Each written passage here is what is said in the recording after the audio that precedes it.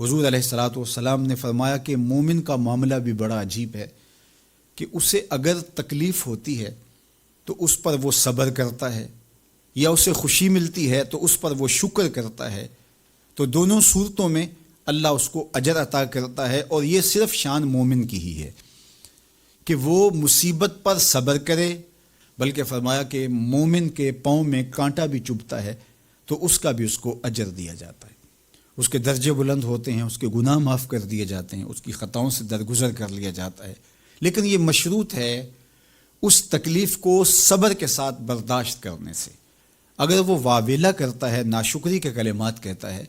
تو تکلیف تو ختم نہیں ہوتی لیکن اجر زائل کر دیا جاتا ہے۔ تو اس لیے ہمیں ہر صورت کے اندر صبر کے دامن کو مضبوطی سے تھامنے کی تلقین کی گئی ہے، اور اہل ایمان کو یہ بھی سبق دیا گیا کہ جب انہیں کوئی بھی مصیبت پہنچتی ہے تو وہ کہتے ہیں انا للہ و انا الیہ راجعون، کہ ہم اسی کے ہیں اور اسی کے حضور پلٹ کے جانا ہے۔ تو یہ وہ امر ہے کہ جو ان کی طبیعت کے اندر ٹھہراؤ پیدا کرتا ہے اور ان کی زندگیوں کے اندر اللہ تعالیٰ جل شانہ پر جو یقین ہے اس کا پتہ دیتا ہے۔ اگر مصیبت کو اللہ کی طرف سے سمجھ کے مان کے صبر کیا جائے، اس کو مقدور سمجھا جائے، اس پر واویلا نہ کیا جائے، اللہ کی نافرمانی کا کوئی کلمہ نہ بولا جائے، اپنے عقیدے میں تزلزل نہ آنے دیا جائے، اپنے رویوں کی خوبصورتی کو زائل نہ ہونے دیا جائے، تو اس کا مطلب ہے کہ وہ شخص مومن ہے، اس کا یقین ہے کہ یہ اللہ کی طرف سے ہے۔ تو پھر اس کے یقین کے صلے کے اندر اللہ اس کو پھر ہدایت قلب کا چراغاں نصیب کرتا ہے۔ اور فرمایا واللہ بکل شیء علیم، اور اللہ ہر شے کو جاننے والا ہے،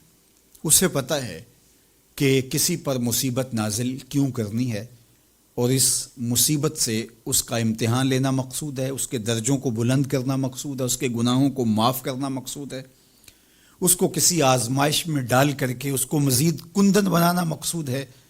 یا اس کا کیا مقصود ہے، اس کو سزا دینا مقصود ہے، یہ اسے پتہ ہے۔ تمہارا رب تمہاری طرف آنے والی جو تکلیفیں ہیں ان کے اندر ہزارہا پنہا حکمتوں سے واقف ہے۔ یہاں یہ بات بھی سمجھنے کے قابل ہے کہ جو شخص مصیبت کے آنے پر صبر اور استقامت کے ساتھ اس سے نپٹتا ہے اور اللہ پر جو اس کا یقین ہے اس میں تزلزل پیدا نہیں ہونے دیتا، کل من عند اللہ، اے محبوب فرما دیجئے جو کچھ ہے وہ تمہارے رب کی طرف سے ہے، یہ اس کا خیال اور فکر ہے کہ یہ میرے اللہ کی طرف سے ہے، تو پھر اس مصیبت کو ٹالنے والا بھی وہی ہے۔ تو اگر یہ اس کا عقیدہ پختہ تھا تو پھر وہ مالک کی دہلیز چھوڑ کے، مالک کی چوکھٹ چھوڑ کے کسی اور دہلیز پہ نہیں جائے گا، کسی اور چوکھٹ پہ نہیں جائے گا۔ وہ اس مصیبت کو دور کرنے والا مؤثر حقیقی اللہ کو ہی جانتا ہوگا، اور اسی کے حضور دعائیں کرے گا، التجائیں کرے گا، کسی شرک کا ارتکاب نہیں کر سکتا ہے، اور وہ مالک کی دہلیز سے کبھی روح گردانی نہیں کر سکتا، بلکہ اس تکلیف کے آنے سے وہ اپنے رب کے ساتھ اور زیادہ جڑ جائے گا۔ اور اگر وہ صبر کرے تو یہ اس کا ایک مرتبہ ہے کہ وہ حوصلے کے ساتھ اس تکلیف کو برداشت کرے، اور دوسرا مرتبہ جو اس سے بڑھ کر ہے کہ اس پہ